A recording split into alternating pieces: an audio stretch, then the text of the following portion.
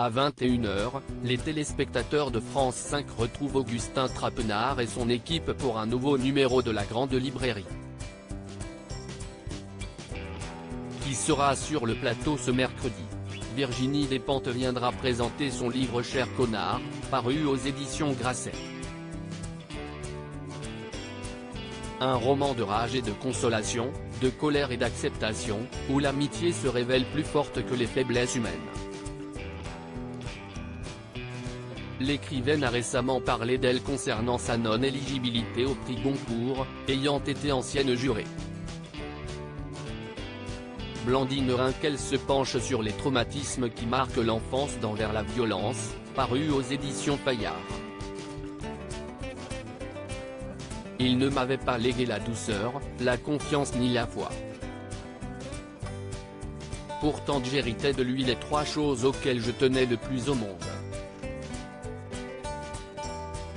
J'héritais de lui l'absence, la joie et la violence, annonce-t-elle en 4e de couverture de son livre.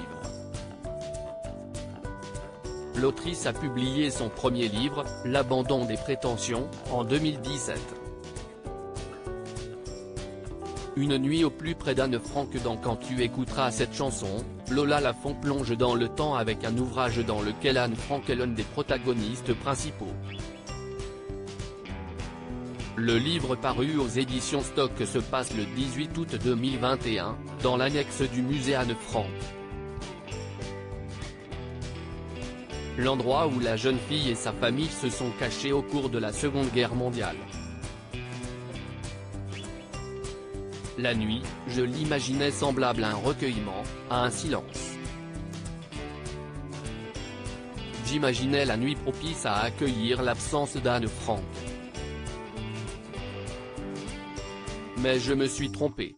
La nuit s'est habitée, éclairée de reflets. Au cœur de l'annexe, une urgence se tenait tapie encore, à retrouver. Enfin, Laurent Godet signe Vers la violence, chez Actes Sud. Un récit futuriste, une investigation au cœur de la zone 3 de Maniapol. Un matin, dans ce quartier abandonné à sa misère, un corps retrouvé ouvert le long du sternum va rompre le renoncement dans lequel Zen s'est depuis longtemps retranché.